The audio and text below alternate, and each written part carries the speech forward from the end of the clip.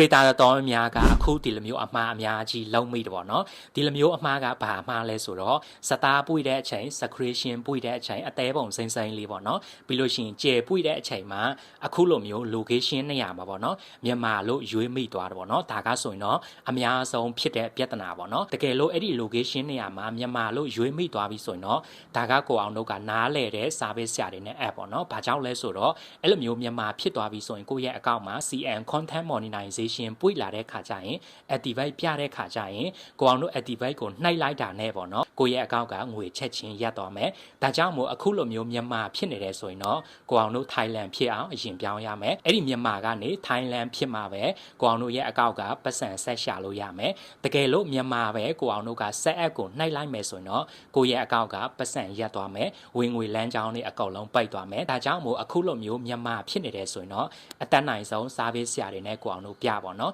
ကိုအောင်မှအပ်ချင်တယ်ဆိုရင်လည်းအပ်လို့ရတယ်ဒါမှမဟုတ်ရင် line ပေါ်မှာ service ဆရာတွေအများကြီးကိုမှရှိတယ်ကိုအောင်တို့ယုံကြည်စိတ်ချရတဲ့လူနဲ့ app ပေါ့နော်နောက်တစ်ခုကျတော့ service ကြီးတွေအများကြီးယူတဲ့ service ဆရာတွေလည်းရှိတယ်နည်းနည်းယူတဲ့ service ဆရာတွေလည်းရှိတော့နော်ကိုအောင်စီမှာကျတော့မိုးပြန်နေအောင်ကိုအောင်ယူတာချင်းမဟုတ်တာဖြစ်တဲ့အတွက်ကြောင့်ထိုက်တန်တဲ့ထိုက်တင်တဲ့လောက်ပဲကိုအောင်ယူတာဖြစ်တဲ့အတွက်ကြောင့်ဒါကြောင့်မို့အခုလိုမျိုးမြန်မာဖြစ်တာအဖြစ် business ရွေးမှားတာအဖြစ်မွေးတက်ကြီးမှားတာအဖြစ်နာမည်မှားတာအဖြစ်ပေါ့နော်တကယ်လို့ကိုအောင်နဲ့တိုင်ပင်ချင်းနဲ့ဆွေးနွေးချင်းနဲ့ဆိုရင် add ဒီဖြစ်စေမ add ဒီဖြစ်စေ CV ကနေတွားမေးလို့ရတယ်နောက်တစ်ခုကျတော့ pin CV လာလို့မရဘူးဆိုရင် Telegram link လေးချတာပေးမယ်နော်ကဲဒါကြောင့်မို့အခုလိုမျိုးဖြစ်တဲ့ creator တွေအားလုံးဒီတိုင်းမထားနဲ့ပေါ့နော်ပြင်လို့ရတယ်ဆိုရင်ကိုအဆင်ပြေတဲ့ပြင်ချင်းတယ်ဆိုတော့ကြိုပြင်လိုက်တာအကောင်းဆုံးပေါ့နော်ကဲဒါကြောင့်မို့ creator တော်များကမှားနေတဲ့ပြဿနာတစ်ခုကိုလာပြီးတော့ထောက်ပြရင်းနဲ့အားလုံးပဲနောက်ထပ်သိချင်တဲ့မိကုန်းတွေရှိတယ်ဆိုရင် comment အောက်မှာရေးခဲ့ပါအားလုံးပဲအဆင်ပြေကြပါစေ